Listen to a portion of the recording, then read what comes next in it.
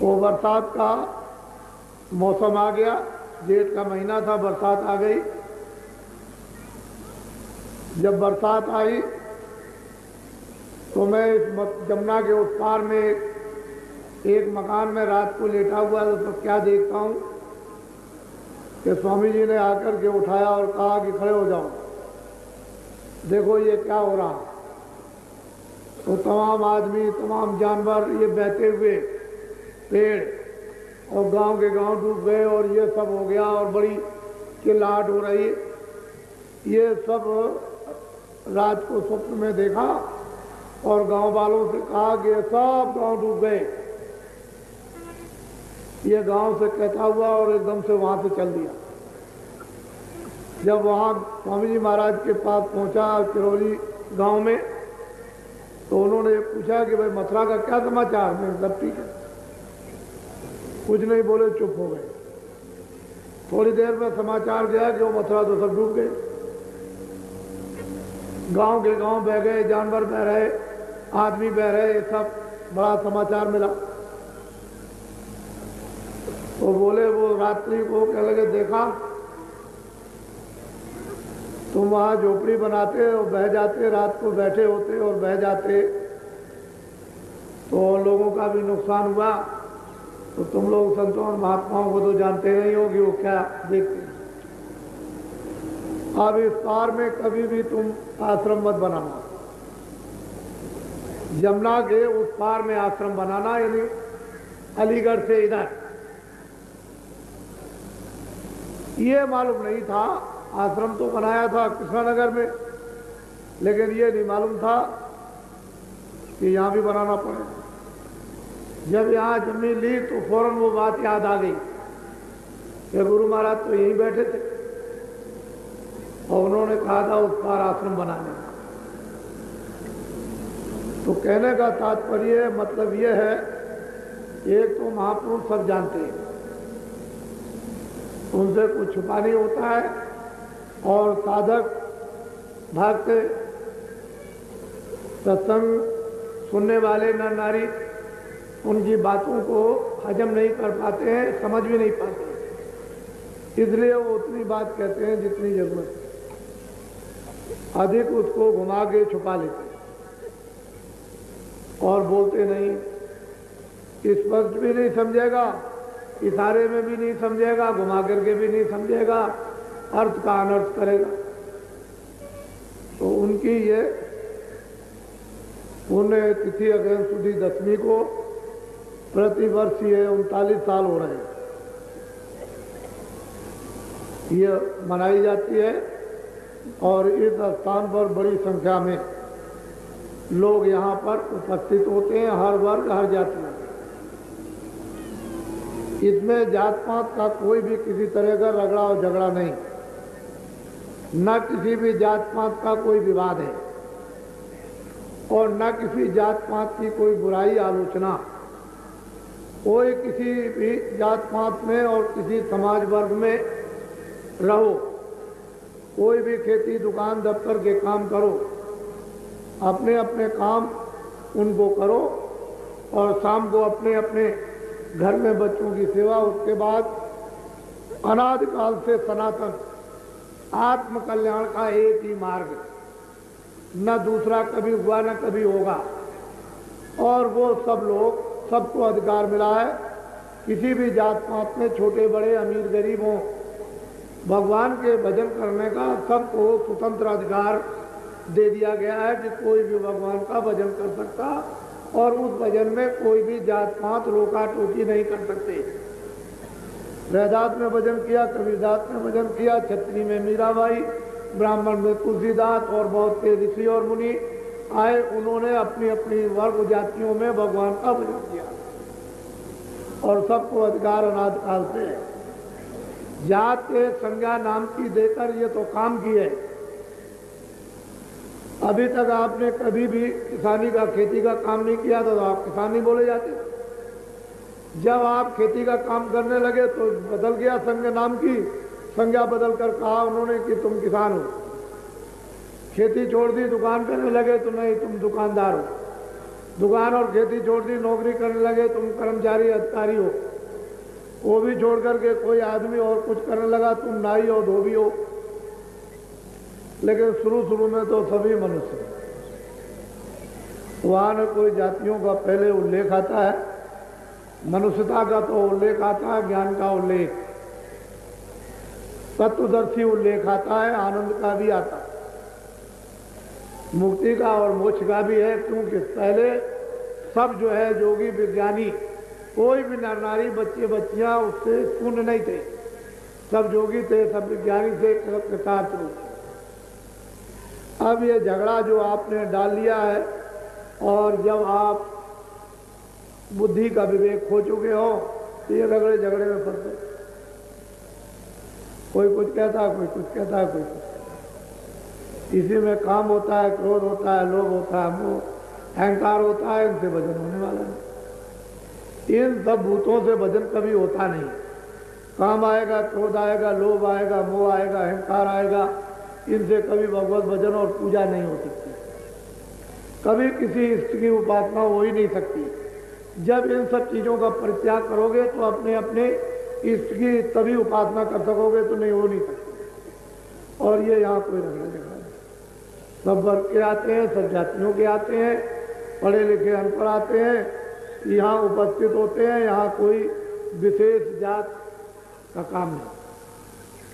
और ये सब लोगों ने अच्छी तरह से निरख और परख लिया और पहचान लिया, और हमारे यहाँ सब लोगों को सम्मान मिलता है।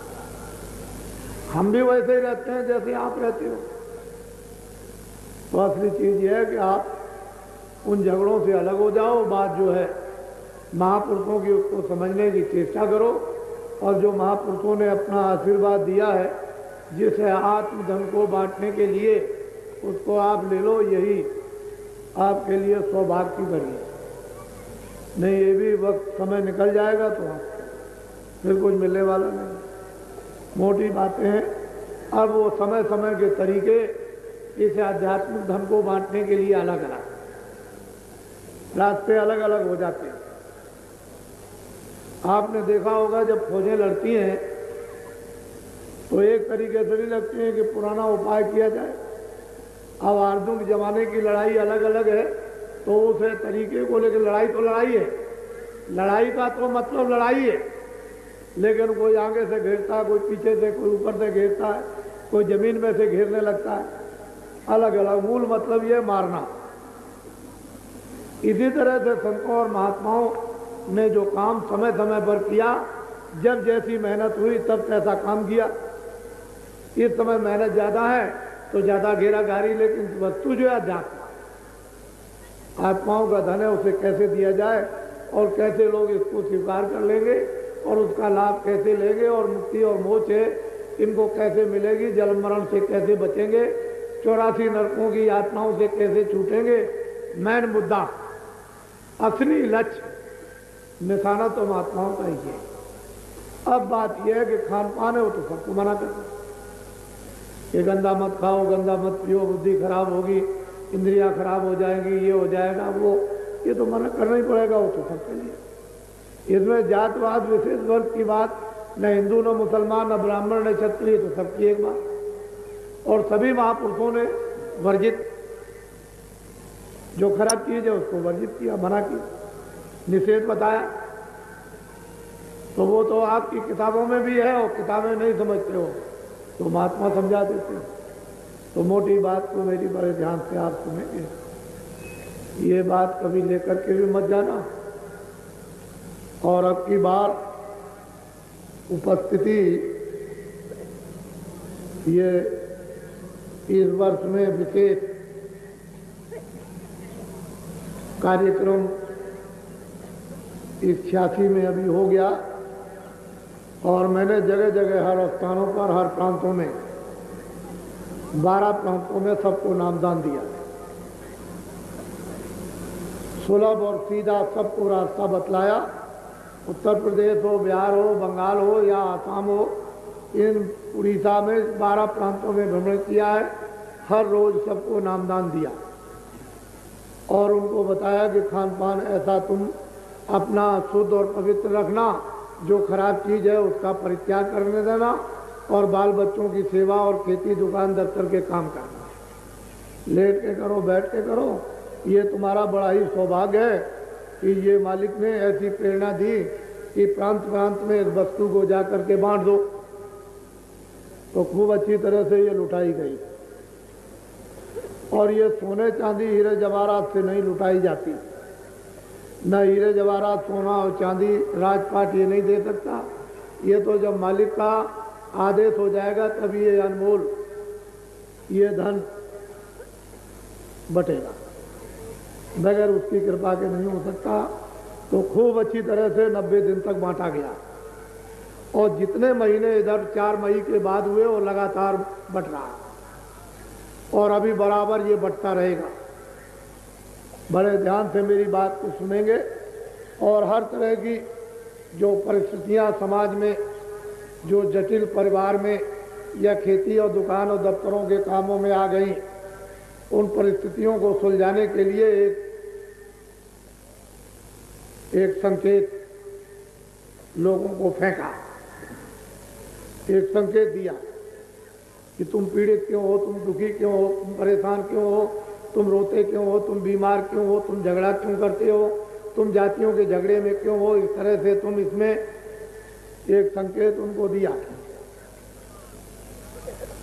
और लोगों ने संकेतों को सुना और देश में उसकी जनमानस में चर्चा प्रारंभ हो गई। दोनों चर्चाएं चल रही हैं, मानववाद की भी चर्चा है और अध्यात्मवाद की भी चर्चा है। और दोनों को आपको ये पूरा कर दिया जाएगा कि अध्यात्मवाद भी पूरा हो और मानववाद भी पूरा हो। दोनों चीजें पूरी हों। जब तक मानववाद नहीं आएगा तब तक अध्यात्मवाद स्वप्न में भी नहीं आएगा। मानववाद की जरूरत। तो ये संकेत दिया वो लोगों, जितनी उनमें हजम करने की क्षमता थी उतना संकेत दिया और अब दूसरा संकेत मिलेगा। उतना तो लोगों ने उसको जितना चाहा उतना हजम किया और उसमें आदान प्रदान में बड़े तर्क और वितर्क से सब चीजें अपनी जगह पर आकर के फिर जितनी हजम करने की थी बैठ गई। अब दूसरी चीज उनको मिल जाएगी।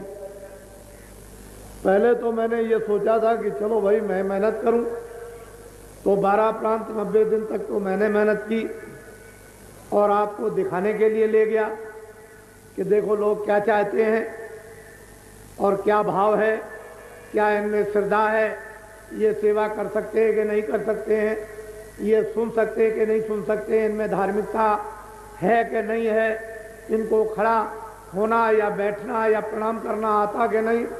तो आपने 12 प्रांतों में पूरा अनुभव किया कि ऋषियों मुनियों ने ऐसा जकड़ कर सारे देश को एक धागे में बांधकर, जैसे माला के दाने उस धागे में बांधकर जकड़े रहते हैं, ऐसे ही ऋषियों मुनियों ने, साधु संतों ने इस देश के मानव को उस धार्मिकता में जकड़ के रखा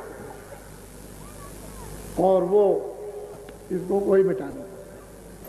लोग ऐसा कहते थे कि आसाम में लोग बाबा नहीं समझेंगे, और जब वहाँ लोगों को सुनाया कितनी भीड़ें और उनसे पूछा कि कुछ समझ में आता, कह लगे सब समझ में आता। हमको आज तक ऐसा कोई महात्मा ही नहीं मिला, ना यहाँ कोई आया, ना उसने ऐसी बात सुनाई, ना ऐसा रास्ता उसने दिया। और ये क्या चीज है अशुद्ध खाना, ये तो कुछ नहीं है, छोड़ देंगे, नहीं खाएंगे आज से। अरे अनाज है, सब्जी है, फल है, दूध है, घी है और सूखे और गीले मेवे हैं और कपड़े हैं, पहनेंगे, गंदी वस्तु नहीं खाएंगे और नहीं पिएंगे। ऐसा लोगों ने खुल्लम खुल्ला कहा वहां के स्त्री और पुरुषों ने। इससे ये मालूम है कि उनको बोध हुआ, हमें संकेत किया, उन्होंने कहा हम समझ गए। तो चीज ये है, अब की बार जो निकलने जा रहा है वो हमारी तरफ से नहीं है, वो टाट वालों की तरफ से है। कुछ वर्षों पहले, तारीख तो आपको मालूम है कि कब आदेश दिया गया था, किस सन में और किस साल में आदेश दिया था, ये तो आपको पता है टाट पहनने का, और आपने पहन लिया। अब ये टाट वालों का ये काफिला निकलेगा और इनका एक सम्मेलन टाट वालों का सरयू जी तट पर अयोध्या के किनारे सम्मेलन होगा। उस सम्मेलन में रिद्धियां सिद्धियां और शक्तियां बांटी जाएंगी, क्योंकि मैं अकेले काम नहीं कर और मैं इनसे बांट करके इनसे काम लूंगा।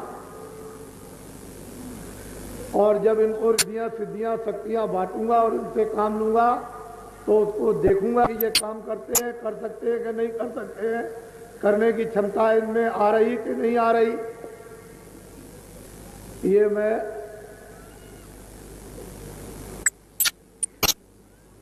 पहुंच करके ये देखूंगा। लेकिन ये अब की बात जो निकलेगा 80 दिन का और 11 प्रांत 8000 किलोमीटर की यात्रा का वो इनका होगा।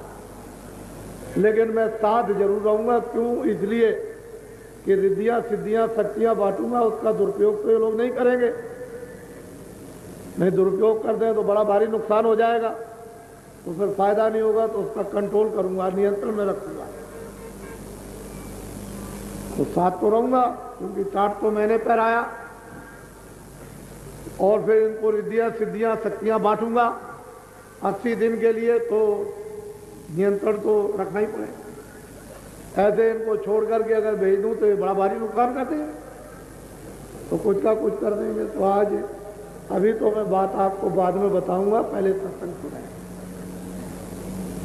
सबसे पहले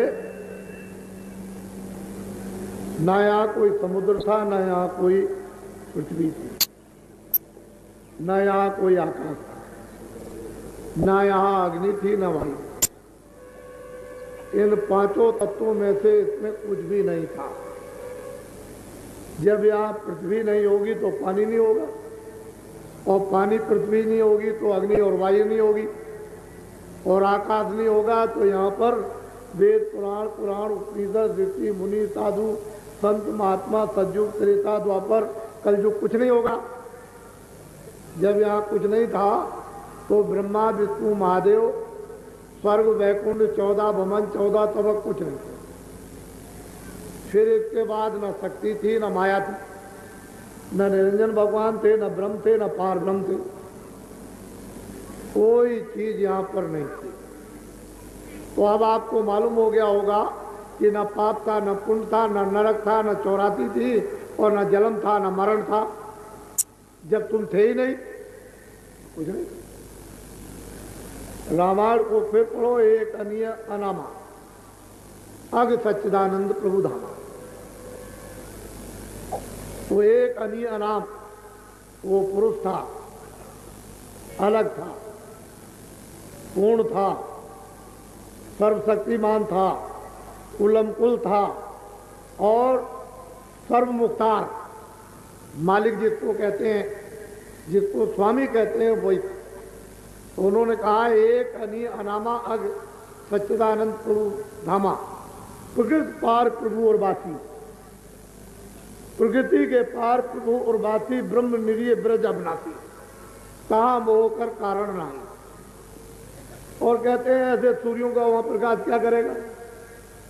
ऐसे अगर कितने सूरज जर्रे जर्रे में लगा दिए जाएं और जर्रे जर्रे सूरज बन जाएं, और यहाँ के सूरज नहीं स्वर्ग और वैकुंठ के सूरज बन जाएं, और वैकुंठ के नहीं तो ब्रह्मलोक के ब्रह्मांडों के सूरज बन जाएं जर्रे जर्रे के, तो कहते हैं उसकी रोशनी के सामने टिमटिमाएंगे भी नहीं, दिखाई भी नहीं देंगे। कैसे कि दिन में तारे दिखाई नहीं देते हैं जब धूप निकलती, उसकी रोशनी में ये एक भी दिखाई नहीं देंगे। तो कहते हैं कि वहां पर ये कोई भी चीज नहीं। एक अनामा सच्चिदानंद प्रभु, उसका अखंड धाम पहले भी था, अब भी है। न उसकी ऊपर और नीचे दाएं बाएं की कोई पैमाई, न उसके लिए यहाँ कागज है, न स्याही है। पूरा समुद्र खोल दिया जाए और इसकी स्याही बना दी जाए, और पूरे जंगलों के पत्तों की कलम बना दी जाए, जितनी घास खड़ी है उसकी कलम बना दी जाए, और बोर बोर करके लिखा जाए, तब भी लंबाई चौड़ाई की पैमाई नहीं लिख सकते हैं। इतना लंबा चौड़ा है। एक अनिया अनामा सज्जानंद प्रधाना, उसको अनाम कहते हैं, कुछ नहीं था। वो अकेला अब भी है, पहले भी था, आगे भी रहेगा। उसी की मौज और मर्जी से अगम लोक बना, उसी की मौज मर्जी से अलग लोक बना, उसी की मौज मर्जी से सतलोक बना। और तीनों लोकों में अनामी मालिक ने वो तीनों अपने, वो सत्य सत्य तीनों देशों में सती सत्य रचना रखी। और वहां पर सत्पुरुष को सतलोक में, अलग पुरुष को अगम लोक में, और अगम पुरुष को अगम लोक में, अलग पुरुष को अलग लोक में, और अगम पुरुष को अगम लोक में, तीनों को अलग अलग स्थापित कर दिया। और इन तीनों लोकों की जो महिमा और इसकी दूर दराज लंबाई चौड़ाई भी नहीं लिखने में आ सकती। ये वैसे के वैसे अब भी हैं, और वो अनामी लोग, अनामी पुरुष वो अलग। और इसके बाद जो रचना का विस्तार हुआ है वो सतलोक सतपुरुष से, इन्हीं की मौज और मर्जी से, सतपुरुष की मर्जी से जो सतलोक में जो विराजमान है, इन्हीं ने सद रचना का और इन्हीं के यहाँ से सारा भंडार ये मिला। इन्हीं की आवाज से, इन्हीं के शब्द से, इन्हीं की धत्कार से, इन्हीं की साउंड से, इन्हीं की बोली से अखंडों अनंतों ब्रह्मांड, पार ब्रह्मांड और ब्रह्मांड, ये सब उसी की आवाज पर सब बने। और इन्होंने अपने पुत्रों को अपने अपने लोक में स्थापित कर दिया, और उन सबको उन तपस्या के एवज में प्रसन्न होकर के सब रात दे दिया। जाओ, तुमको ये रात दिया, ईश्वर को ये रात दिया, जिसको कि मुसलमान खुदा कहते हैं, हिंदू ईश्वर कहते हैं, ईसाई गाड कहते हैं। उनका राज अलग है, ब्रह्म का राज अलग है, पार ब्रह्म का राज अलग है, महाकाल पुरुष का राज अलग। सतपुरुष ने इन सबको अलग अलग राज दे दिया, और दे करके राज मतलब ये है कि प्रसन्न होकर, और इन लोगों ने जो भंडार अपने अपने लोक में प्राप्त किया, उस आत्माओं के भंडार को अपने अपने लोक में किस तरह से फंसा करके रखा है ये किसी को मालूम नहीं। जब ये भंडार खुशी में बख्शीश किया गया था, तो ये वहां से विधान बन गया था कि संत साथ ही जाएंगे, ताकि ये जितनी भी जीवात्माएं जो जा रही हैं वो फंस न जाए, और अगर फंस भी जाएंगी तो इनके निकलने का रास्ता चाहिए। तो साथ ही साथ संतों को भी उतार दिया, और जब तक ये पृथ्वी का जर्रा जर्रा रहेगा संत यहाँ रहेंगे। वो पहले तो गुप्त थे, उनको कोई पहचान नहीं सकता था, लेकिन बराबर यहाँ की और अंदर की सब संभाल करते थे, और उन्हें कोई पहचान भी नहीं। अब भी है गुप्त, अब भी है, लेकिन जब से उसकी मौज और मर्जी हुई कि जीवों का जायरा प्रत्यक्ष में लाभ होना चाहिए और मार्ग मिलना चाहिए, वहाँ के सभी मार्ग डूब गए, रूंध गए, और लोग उन मार्गों को खो बैठे, और युग का परिवर्तन होने से कमजोरियां आ गई मन पर, बुद्धि पर, चित्त पर। तो ऐसा रास्ता हो जिससे कि जीव यहाँ से छुटकारा पाए, तो प्रगट संतों को भेजा। गुप्त तो रहेंगे ही, उनको तो कोई नहीं पहचान सकता है सिवाय आने जाने वाले जो संत हैं, वो उनको जानते हैं, वो उनको जानते हैं, लेकिन जो प्रगट संत होंगे वो गुप्त संत का समाचार नहीं देंगे। अगर ये कहा जाएगा कि वो बताएंगे नहीं, जानते तो हैं कि ये है, लेकिन वो कुछ कहेंगे नहीं। ये उनको आदेश है कि गुप्त संतों का परिचय बिल्कुल नहीं, वो गुप्त ही रहेंगे, और प्रगट जो काम करेंगे वो प्रगट हो जाएंगे, वो लोगों के बीच में आ जाएंगे। तो ये संत धार, ये जब से जीवों का भंडार काल भगवान को, ब्रह्म को और पार ब्रह्म को और महाकाल पुरुष को दिया है, तब से सतपुरुष ने ये धार बराबर जारी रखी, और अभी है, आगे भी रहेगी। अब ये वही लोग जान सकेंगे जो साधक, साधकी जानते हैं, साध जानते हैं, संत जानते हैं। साधुओं का दर्जा संतों के निकट ही लगभग होता है। साध कहते हैं रसाई करने वाले, पहुंचने वाले जो मंजिलों को पार करते हैं, जिनका रास्ता तय हो जाता है, आँख खुल जाती है, जो लोकों में भ्रमण करते हैं, दिव्य लोकों में, उनको मतलब ये है कि साथ करना, वो इस राज को जानते हैं। संत तो है ही, लेकिन साधना करने वाले साथ जो पहुंच जाते हैं उनको भी मालूम है। कल मैं ये बता रहा था कि इसके अतिरिक्त अपने अपने मंडलावर्ती पुरुष अपने अपने नुमाइंदों को यहाँ रखते हैं। ये ऐसा स्थान मृतलोक है कि यहाँ उनको अपने अपने नुमाइंदों को रखना है। यहाँ प्रतिनिधि जिसको कहते हैं, निरंजन भगवान के प्रतिनिधि हैं, ब्रह्म के प्रतिनिधि हैं, पार ब्रह्म के प्रतिनिधि हैं, महाकाल पुरुष के प्रतिनिधि, और फिर नीचे में ब्रह्मा विष्णु महादेव के प्रतिनिधि यहाँ पर मौजूद। तो वो प्रतिनिधि रहते हैं और वो ये बताते हैं कि आपकी भक्ति कौन कर रहा, आपकी भक्ति कौन कर रहा, आपको कौन मान रहा, आपको कौन मानता है, आपको कौन मानता है, नाम का कौन मानता है, वैसे ही कौन मानता है, धोखेधड़ी से कौन मानता है, ये सब बताते हैं।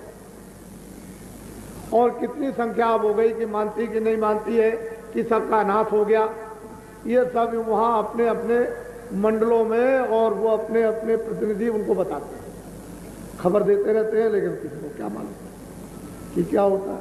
और उनको उस प्रकार के कड़े आदेश होते हैं। तो ये मैं इसलिए बताना आपको चाहता था कि जब संतों का संकल्प रहता है तो ये कुछ नहीं कर पाते। अगर ये कोई चाहे भी कि संतों के संकल्प के सामने हम कुछ करें तो कुछ नहीं कर पाएंगे।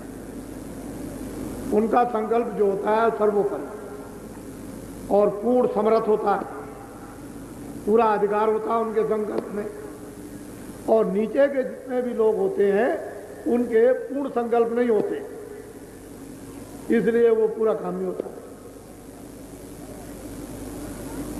तो इस समय पर जो उनके प्रतिनिधि यहाँ पर रहते हैं उनकी भी बात मानने को तैयार नहीं, तो फिर क्या होगा? नाश हो जाएगा, अनर्थ हो जाएगा, हो रहा अनर्थ हो रहा। फिर जब वो प्रतिनिधि खबर देते हैं कि सृष्टि धर्म से विहीन हो गई, सत्य से विहीन हो गई, प्रेम से विहीन हो गई, पहचान से विहीन हो गई, तो फिर कोई एक विप्लवकारी, वो एक कारण बनाने वाली आत्मा भेज देते, तो कारण बनेगा, कार्य होगा। तो ये बड़े ऐसे राज हैं कि बिना दिव्य नेत्र ज्ञान चक्षु खुले हुए मालूम नहीं होंगे। और फिर बुद्धि के तो जो बुद्धि का ज्ञान है वो वही समझ में नहीं आता। आध्यात्मिक जो ज्ञान है वो तो समझ में कैसे आएगा, वो बहुत मुश्किल है। तो वो कुल्लम कुल मालिक है, शहंशाहों का भी जो शहंशाह, बादशाहों का भी जो बादशाह है, एक अनिया अनामा सच्चिदानंद प्रभु धामा, वो तो कभी यहाँ न आया न कभी आएगा। तो पहले भी वही था, अब भी है और आगे भी रहेगा वही। अब जो उनके आएंगे यहाँ ले जाने वाली उनकी हस्तियाँ, उनकी शक्तियाँ, उनके प्रतिनिधि, वो दया करके, कृपा करके और समझा कर और तुमको सफाई करके और ये और सब मदद दे करके और फिर खड़ा करके ले जाए। तो कितनी मेहनत पड़ती है आपको मालूम? आप नहीं जानते कितनी मेहनत होती है, आप तो बाहरिंग आवाज से देखते। इसलिए बहुत से जिज्ञासु हैं कि हमको सच्चा रास्ता मिल जाए, तो हम भी भजन करना चाहते हैं। तो असली बात यह है कि ये मनुष्य तन ये अनमोल है, ये किराए का अनुसार।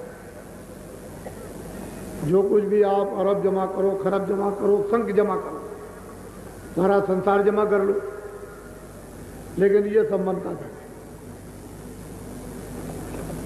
जितनी तुम्हारी आयु है, जितनी तुम्हारी श्वासें हैं, उतने दिन इसको तुम मान करके बैठो कि ये सब मेरा है, ये सब मेरा है, ये मुल्क मेरा है, सोना चांदी मेरा, हीरे जवाहरात मेरे। और जैसे वक्त पूरा हुआ तो ये सब क्या है? छाया। अब भी छाया, पहले भी छाया। और ये क्या है? छाया। इसमें से जो था वो निकाल दिया गया, वो तो चेतन था, वो तो वहां से आई थी जीवात्मा, इसमें डाल दी गई थी, उसकी चैतन्यता से ये चेतन मालूम होता था और इस छाया ने इस छाया को जमा किया उस चेतनता की मदद से। लेकिन बोध जब बुद्धि का और आत्मा का न हुआ तो ये छाया को कहा मेरी, तो इसमें से जीवात्मा निकल गई, छाया गिर गई और छाया को जला के गाड़ के राख बना दी। तो ये तो छाया पड़ी रह गई, ये भी खत्म हो गई कि इस छाया से छाया की रक्षा की और इस छाया में रहने वाली जीवात्मा को जगा दिया और ये जहां से आई थी वहां पहुंचा दिया। बस आपका नर्तन सफल हो गया, और नहीं तो ये नर्तन बिल्कुल बेकार। कितने युग और कल्प बीत गए, चला गया। तो बाबा जी ये सब बोध कराते हैं, ये छाया है और इसको काम में लो बहुत होशियारी और समझदारी के साथ। उस छाया से ऐब ना हो, बुराई नहीं हो, छाया से अज्ञानता ना हो, काम क्रोध लोभ मोह अहंकार ना हो। वो छाया को अच्छी तरह से समझ लो। वो भौतिक बुद्धि से आपको समझना है, शारीरिक बुद्धि से आपको समझना, आत्मज्ञान से नहीं। पहले इससे समझो कि छाया छाया, उसमें माया नहीं, माया की छाया। माया तो चेतन है लेकिन छाया जड़ है। तो जब आपने ये समझ लिया है कि ये जड़ छाया, तो ये भी समझ में आ जाएगा फौरन कि ये भी जड़, ये भी छाया है, इसमें रहने वाला है। उसको देखो, ये निकल गया, वो निकल गया, वो निकाल दिया, वो निकाल दिया, उसको जला दिया, उसको गाड़ दिया, उसको प्रवाह कर दिया, उसको फूंक दिया। ये रोज घटना होती है। अब तुम ये समझ लो और ये समझो कि ये भी छाया। तो ये नहीं कहता हूं कि आप खेती दुकान दफ्तर छोड़ देना, ये बाबा जी का काम नहीं छोड़ा। खेती दुकान दफ्तर के खूब काम करो मेहनत, और जो कुछ भी ले आओ, कोई तनख्वाह ले आता है, कोई दुकानदार सामान ले आता है, किसान अनाज ले आते हैं, तो घर में ले आकर के बच्चों को खिलाओ, खाओ, कौन मना करे। लेकिन अब क्या करें, अब मतलब यह है कि नहीं इतनी तनख्वाह मिले, बच्चों का पूरा न पड़े तो हमसे क्यों कहलाते हो। जब तनख्वाह में बच्चों के लिए पूरा नहीं पड़ेगा तो आप क्या करोगे, कोई ना कोई रास्ता निकालोगे। उसमें शर्म चली जाएगी, उसमें ज्ञान चला जाएगा, उसमें विवेक चला जाएगा, उसमें सील चली जाएगी, उसमें क्षमा चली जाएगी, उसमें दया चली जाएगी। फिर ये लक्ष्य बन जाएगा कि हमको बच्चों का पालन पोषण करना। फिर मेहनत और ईमानदारी की बात खत्म हो जाएगी। वो तो हम भी जानते हैं कि पूरा नहीं पड़ता, किसान को पूरा नहीं पड़ता है, दुकानदार को पूरा नहीं पड़ता है, और दफ्तर वाले को पूरा नहीं पड़ता है, तो हमको भी मालूम है। और वही तो मैं आपके लिए इलाज करना चाहता हूँ कि दवा दे दी जाए तो आपका रोग निकल जाए। तो आप वो काम करो, उसके लिए हमारी तरफ से कोई मुमानियत नहीं है, जो जहाँ पर। और ये भी आप देखते रहते हो कि बाबा जी जो आप गुहार लगाते हो कि लड़की की शादी कैसे होगी, इसकी शादी कैसे होगी, 4 बच्चियाँ शादी कैसे होगी, इतनी बच्चियाँ शादी करा जा रहा हूँ और मेरे ऊपर में दया कर दीजिए, और अब क्या करूँ, क्या करूँ, ये बीमार हो गया, 1 लाख इकट्ठा किया था वो भी चला गया। ये सब मैं सुनता रहता हूँ, और मैं ये बताता हूँ कि व्यर्थ का धन सताया हुआ लोगों की आत्मा को दुखाकर जमा करोगे, वैसे ही बीमारी में चला जाएगा। चोर मूस ले जाएंगे, वो घर में कौन रहते हैं, चोर मूस, अमाई जमाई खा जाएंगे, आई भाई, अड़ोसी पड़ोसी, चोर मूस। चोर मूस का मतलब है कि ये मूस नहीं, आदमी भी चोर मूस होते हैं। चोर मूस ले जाए, खा जाएंगे और तुम ऐसे फक रह जाओगे, अरे मैंने ये क्या किया है, तो सब चला जाए।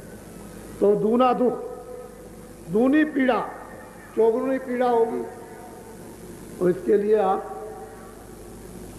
खुद सोचें। बाबा जी ने तो सब सोच लिया, हमको अब कुछ सोचने साचने का काम नहीं करना, हम तो सोचो। अब हम ये चाहते हैं 2 मिनट, 4 मिनट, 10 मिनट, 15 मिनट मनुष्य रूपी मंदिर में बैठकर एक एकाग्र चित्त करके थोड़ा सा मालिक का दरवाज़ा खटखटाया जाए तो कुछ उसकी मेहरबानी होता है कि कोई ठंडक आए, जिससे कि ठंडक में स्पार्क, जैसे बिजली का तार लग जाता है तो स्पार्क होता है, फक रोशनी होती है, फक बुझ जाती है, उसकी ठंडक से स्पार्क एकदम से ऐसा मारेगा, करंट था तो दिमाग ही उलट जाएगा। कभी तो आप कहते हो चोर क्यों बदल गया, ये क्यों बदल गया, वो क्यों बदल गया। कभी स्त्री को कहते हो कि तू ये क्या कर रही, भजन क्यों करती है। कभी लड़के से कहते हो कि तुमको ये क्या हो गया और ये वो।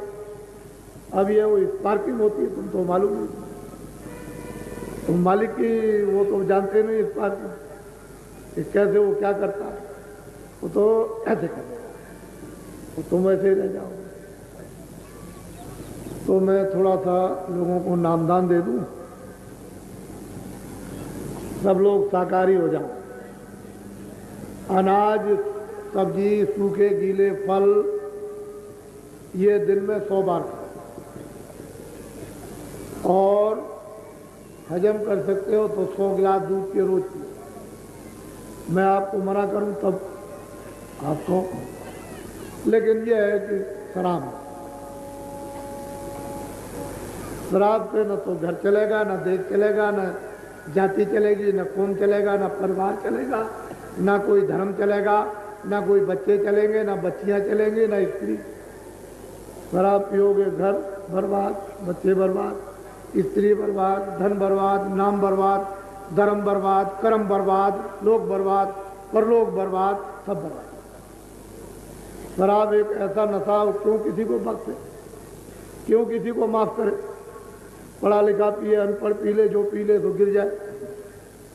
मैं अभी आ रहा था एटा के पास, उधर से कानपुर की तरफ से, तो रात को 9 बजे पास कर रहा था, तो 2 आदमी उसको पकड़े हुए गिरा जा रहा, उसको होश में आ जा, होश में आ जा रहे, दोनों पकड़े हुए वो गिरता है। तो उनका ये भाई देश चला रहा, ये देश चला रहा है, ये घर चलाएगा। वहाँ दिल्ली में बैठ कर बड़े बड़े लोग पीते हैं, बेहोश हो जाते हैं, तो सारा देश चल रहा, चल गया देश। इसलिए देश बर्बाद, घर बर्बाद, समाज बर्बाद, लोग बर्बाद, बच्चे बर्बाद, स्त्री बर्बाद, धर्म बर्बाद, कौम बर्बाद, सब बर्बाद हो गए। इसलिए इसको छोड़ दो, छोड़ दो इसको। इसी को कहकर के तुमने पता नहीं कि ये बहुत खराब चीज है, बहुत ये है, बहुत वो है, बहुत वो है। और इस शराब से हिंदुस्तान में जितनी बदमाशियां ये सब आती, जितनी बदचलियां मन में हो, बुद्धि में हो, चित्त में हो, इंद्रियों में हो, हाथ से हो, पैर से हो, जितनी बदचलियां सब शराब पीने से आती है। कोई बाकी रहने की बात नहीं है। शब्दों से कहा जाए तो कहोगे बाबा जी ऐसे शब्दों का प्रयोग क्यों करते हो, वो मैं नहीं करना चाहता। तो शराब एक ऐसा घृणित निकृष्ट नशा है, इसको छोड़ दीजिए और खाओ पियो, खाना सब्जी है, फल है, दूध है, घी है, कपड़े पहनो, मतलब सेवा करो बच्चों की, आए गए की, और इज्जत करो और प्रणाम करो, और माँ को प्रणाम करो, आए बुजुर्गों को प्रणाम करो, और दूसरी देवियों को तो आप खूब सेवा करो।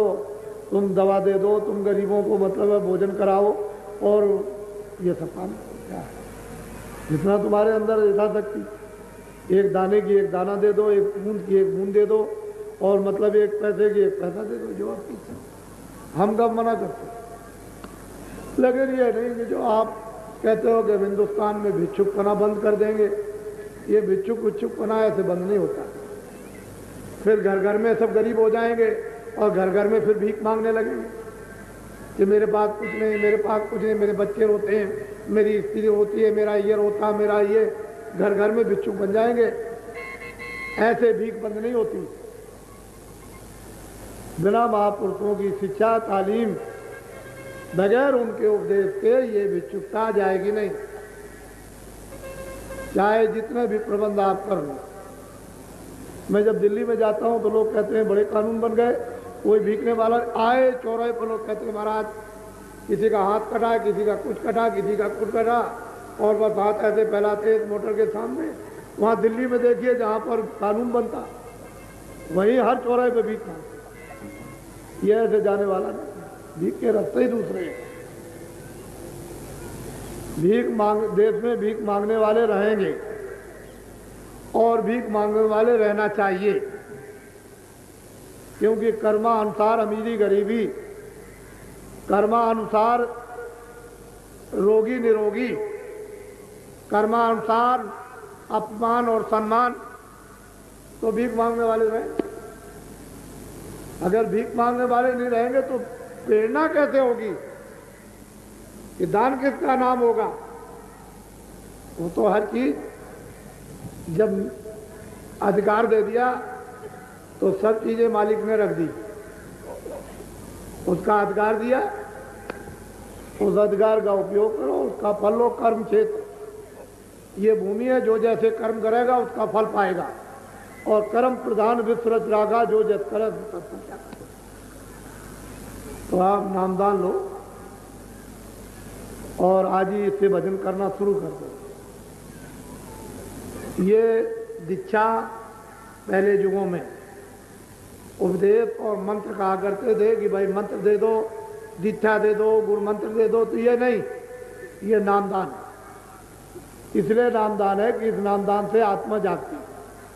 ये सर्वोपरि नामदान है, इससे बड़ा संसार में कोई दान नहीं।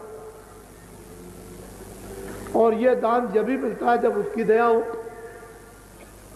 बगैर उसकी दया के ये नामदान मिलता नहीं।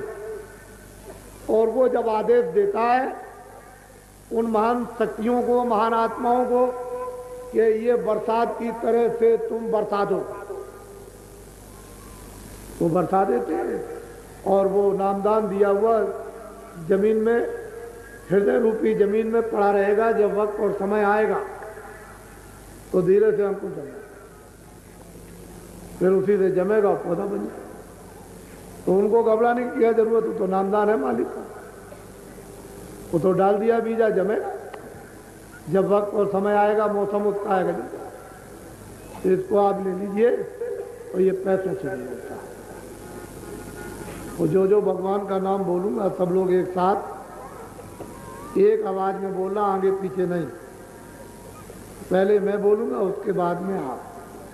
जो नाम मैं बोलता जाऊंगा आप बोलते जाना। जब मैं चुप हो जाऊंगा तो आप चुप। बोलो जय गुरुदेव। आँख बंद करने के बाद उंगली